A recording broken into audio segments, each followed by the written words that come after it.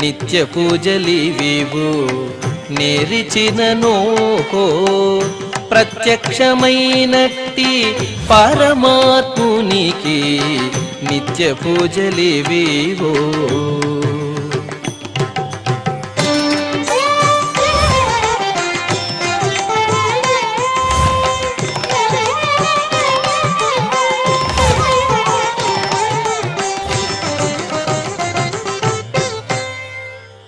ఓం నమో వెంకటేశాయ. ఈరోజు మంగళవారము, శ్రీ క్రోధినామ సంవత్సరము, దక్షిణాయనము, వర్ష ఋతువు, శ్రావణ మాసము, కృష్ణపక్షము, అమావాస్య తిథి, పూర్వ పల్గుని నక్షత్రము, సెప్టెంబర్ 3, 2024.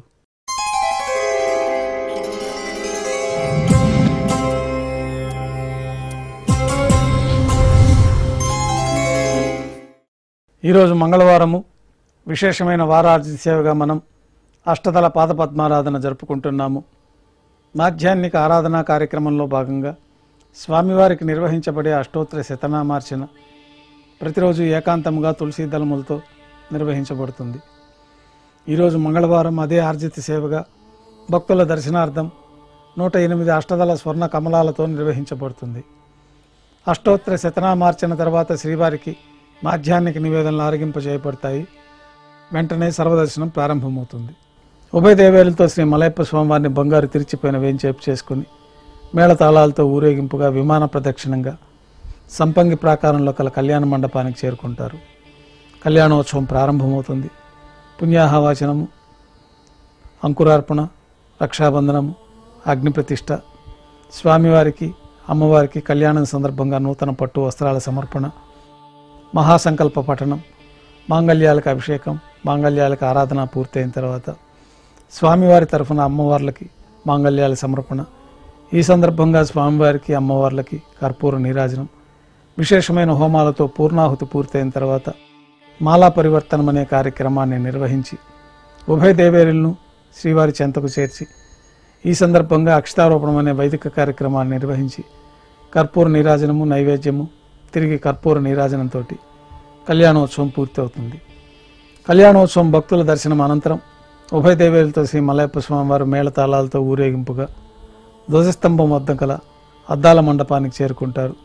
వేదపారాయణ నడుమ ఊంజల్ సేవ నిర్వహించి కర్పూర నీరాజనంతో ఊంజల్ సేవ సంపూర్ణమయ్యి భక్తుల దర్శనం అనంతరం ఉభయ దేవేలతో శ్రీ మలయప్ప స్వామివారు మేళతాళాలతో ఊరేగింపుగా ఆలయం వెలుపల కల వైభవోత్సవ మండపానికి చేరుకుంటారు. ఆర్జిత బ్రహ్మోత్సవంలో భాగంగా బంగారు గరుడ వాహనం పైన శ్రీ మలయప్ప స్వామివారు వేంచేస్తారు.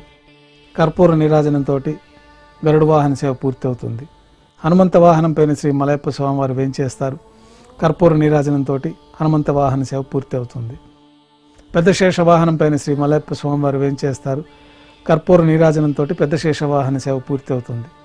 ఉభయ దేవేలతో కలిపి శ్రీ మలయప్ప స్వామివారికి బంగారు తిరిచిపోయిన కర్పూర నీరాజన సమర్పణతోటి ఆర్జిత బ్రహ్మోత్సవం పూర్తి అవుతుంది.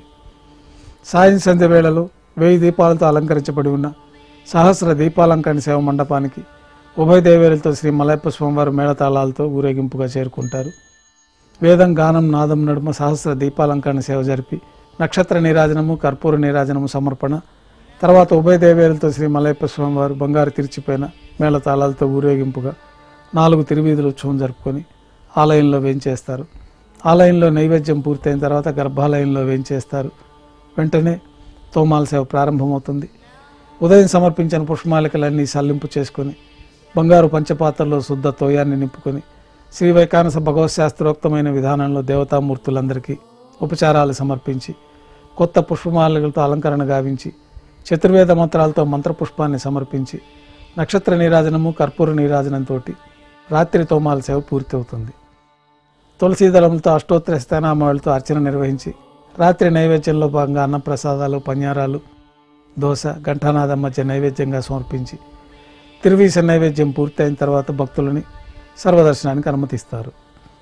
కొద్ది విరామం తర్వాత రాత్రి సమర్పించిన పుష్పమాలికలన్నీ సళ్లింపు చేసుకొని గర్భాలయాన్ని శుద్ధి చేసుకొని ఏకాంత సేవలో భాగంగా బంగారు పట్టు పాన్పుని ఏర్పరిచి ఈ ఏకాంత సేవ సందర్భంగా బ్రహ్మ తిరువారాధన కోసమై బంగారు బిందెలోని తీర్థాన్ని బంగారు పంచపాత్రలోకి సమర్పణ గావించి ఏకాంత సేవలో ఉన్న కౌతుకబేరమైన శ్రీ భోగ శ్రీనివాసమూర్తి వారికి దారోష్ణమైన గోక్షీరము సమర్పించి, జీడిపప్పు, పాలు, పండ్లు నైవేద్యంగా సమర్పించి కర్పూర నీరాజనంతో ఏకాంత సేవ పూర్తి అవుతుంది.